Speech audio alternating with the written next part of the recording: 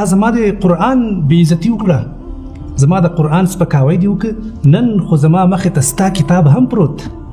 ته څه فکر کوې چې زه به تا سره څه کوم؟ نن ستا د کتاب سره به نن څه کوم؟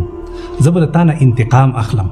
لکه څرنګه چې تا زما دا مبارک کتاب ټوټې ټوټې که، نن به زه ستا کتاب هم ټوټې ټوټې کوم، ځکه زه حق لرم چې زه خپل انتقام واخلم. شروع کوم؟ نه، زه دا کار نه کوم. زه ولې دا کار نه کوم؟ ځکه زه ډیر یو مقدس، ډیر یو بهترین، ډیر یو عظیم کتاب لرم چې متاسفانه تی نه لري. دا لوی کتاب چې زه ورباندې ایمان لرم، په دې باندې زه پوه شوی یم، او په همدې کتاب کې دا کتاب ما ته وایي چې ته به د نورو خلکو سپکاوی نه کوې، د نورو خلکو بې عزتي، د نورو خلکو تحقیر به نه کوې. دا کتاب وایي ولا تسبوا الذین یدعون من دون الله، د بل چا سپکاوی او د بل چا بې عزتي به نه کوې. خو افسوس چې ته کتاب نه لري، او که لري دا کتاب کې تا ته څه ویل شوي دي؟ آخر تا د دې کتاب نه څه شی زده کړي دي؟ دا کتاب خو موږ ته د یو بل احترام، د یو بل قدردانی دا راښیي. ستا اواز خو تر اسمانه پورې رسېدلی ده. د انسانانو حقوق، د ښځو حقوق، متقابل احترام، خو په عمل کې بیا څه شو؟ په عمل کې هغه اخلاق، هغه انسانیت بیا څه شو؟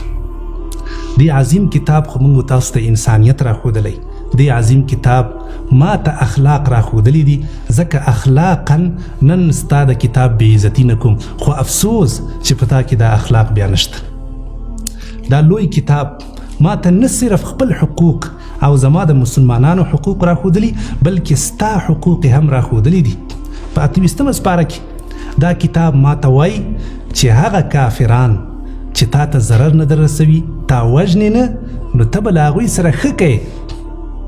وګوره 28مه سپاره، په 28مه سپاره کې ما ته دا کتاب وایي چې ته به له کافرانو سره ښه کوې، په دې شرط چې دا کافران تا ته ضرر در ونه رسوي، تا ونه وژني او تا له کوره ونه باسي.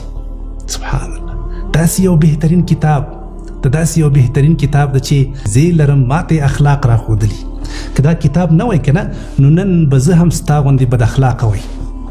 ستا خو صرف نارې دي چې تر اسمانه پورې رسیږي، خو زمونږ شعارونه نه دي، زمونږ نارې نه دي، زمونږ اخلاق دي، زمونږ انسانیت ده، او مونږ دا زده کړی ده. الحمدلله له دغه کتاب نه مو زده کړی ده.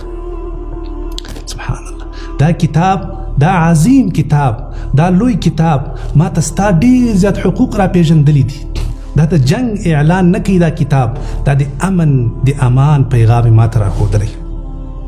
دا کتاب ما ته وایي که چیرته وان جنحوا للسلم فاجنح لها وتوکل علی الله، ما ته دا راښودلی دي که چیرته کافر د امن پیغام تا ته درکوي، تا سره سوله کوي، تا سره د امن قرارداد کوي، نو ته هم صلح ورسره وکړه.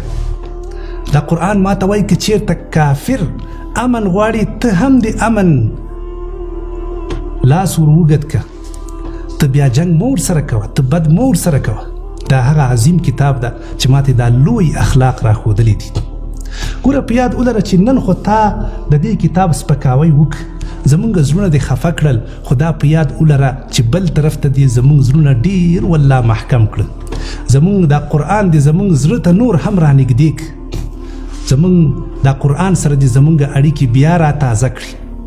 ته څه فکر کوې چې ستا په شان انسانان که د دې قرآن نن سپکاوی او تحقیر وکړي، آیا د دې قرآن شان به راکم شي؟ نه نه نه نه. ستا د دې کتاب څو کتابونه له دې نه جوړ شوي دي، څومره تحریف پکې شوی ده. زه پوهېږم چې دا کتابونه تاسې لیکلي، دا کتاب نه ده چې الله را نازل کړی ده، تاسو پکې کمی او زیاتی کړی، خو دې قرآن ته څه فکر کوې چې یوازې تا دښمني کړې؟ نه، له 1400 کاله راهیسې د دې دښمنان پیدا شوي، خو الحمدلله تر اوسه پورې په دې قرآن کې نه چا یو حرف زیات کړی او نه چا یو حرف کم کړی ده. ولې؟ ځکه د دې دفاع الله کړې ده، د دې کتاب نه الله دفاع کړې ده، او دا د الله حق کلام ده، د دې نه بغیر بل د الله حق کلام نشته. سبحان الله، دا هغه لوی اخلاق دي چې ته باید زده کړې. که چېرته ته په دې قرآن باندې پوه شوی وای، نن به تا داسې کار نه و کړی، خو متاسفانه چې ته په دې قرآن باندې نه یې پوی او له دې قرآن د دې ستر کتاب نه یې خبر. په یاد ولره چې ستا دا کارونه په هیڅ وخت کې دې کتاب ته ضرر نشي رسولی. دا کتاب لکه څرنګه چې 1400 کاله مخکې را نازل شوی و د تل لپاره به دغه رقم تازه، روښانه او محفوظ پاتې کیږي.